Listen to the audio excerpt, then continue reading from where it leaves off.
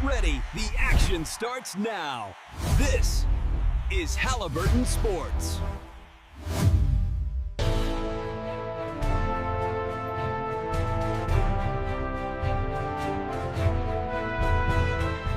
Welcome to Halliburton Sports. I'm Michael Smith. Today, we are going to discuss the Great American Triumvirate. We assemble here to dissect the lineage, the twisted roots, and accidental births of the three great pillars of the sporting year. They are the metronomes of our public life, marking the seasons not by the tilt of the earth, but by the shape of the ball in hand. From the thawing mud of early spring to the heat of the summer diamond and the squeak of sneakers on winter wood. These are not merely games we play, but inheritances we have polished, myths we have agreed to believe, and violence we have civilized with rules. Let us trace the clumsy human steps that led from chaos to the Hall of Fame. It began not as a sport, but as a riot.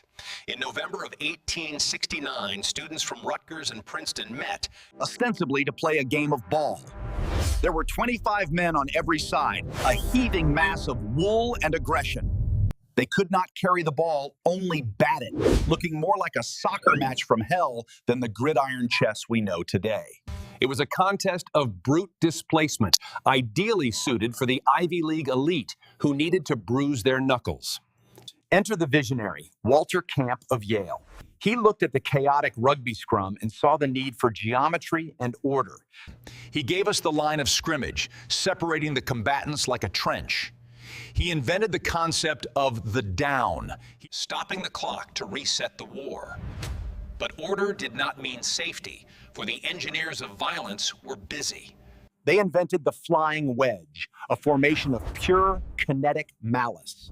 Players linked their arms to form a V, as a human plow moving at full speed, smashing into the waiting defense. It was effective, and it was deadly. By 1905, the crisis peaked. 18 young men died on the field, skulls fractured and spines compressed. The game was on the brink of abolition. President Roosevelt stepped in, a man who loved to fight but hated waste. He summoned the coaches to the White House and delivered a bully pulpit ultimatum: civilize this game or I will ban it. The desperate committee found a loophole, a way to spread the violence out. They legalized the forward pass. It was considered a coward's trick, a desperation heave for the weak. The ball was fat and round like a melon, hard to grip and harder to throw. But it opened the field to the sky. Bronco Nagurski and the Leatherheads, and playing on frozen mud in Canton, slowly turned the scrum into a sprint. The ball grew slim and aerodynamic, of a prolate spheroid built for flight, and the tanks learned how to fly.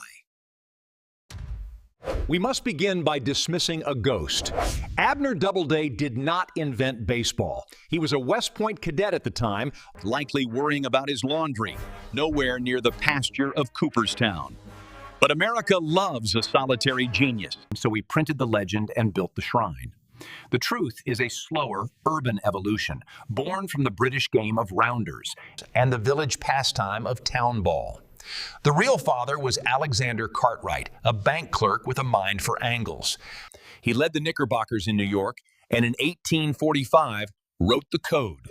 He set the bases 90 feet apart, a distance perfectly, divinely chosen, so that a runner and a thrown ball arrive at the base in a photo finish.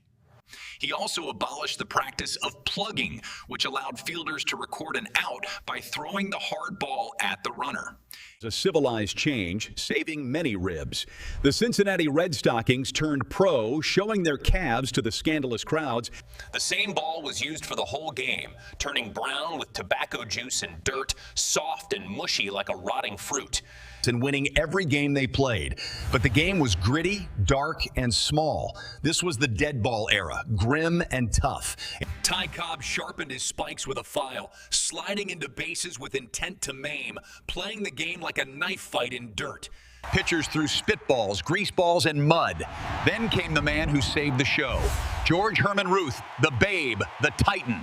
He swung a bat like a tree trunk and realized that hitting over the fence was more efficient than bunting for singles. The ball was made harder, tighter, white. The live ball jumped off the Ashwood bat.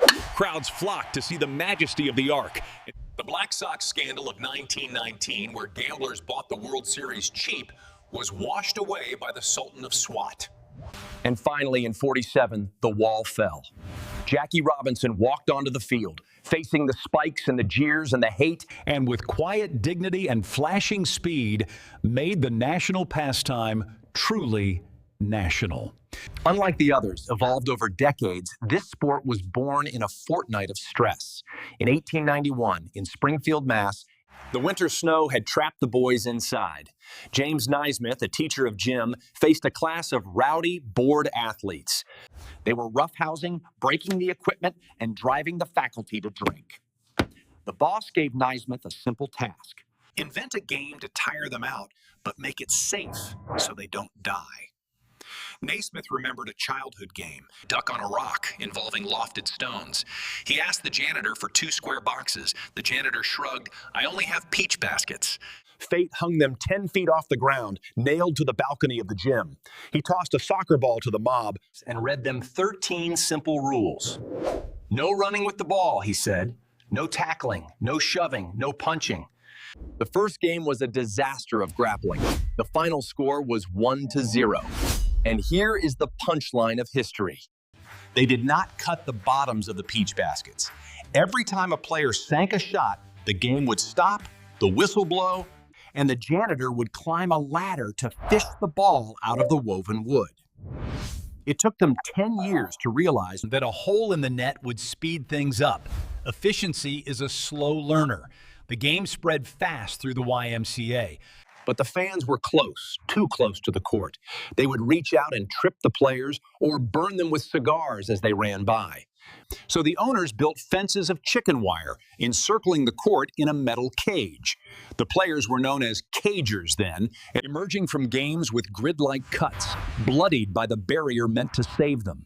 The dribble was born as a legal loophole, a pass to oneself while moving fast.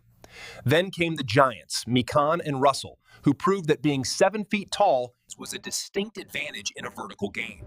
The shot clock saved the sport from stalling, forcing the action, creating the pace that took the game from the peach basket to the flying acrobatics of the air.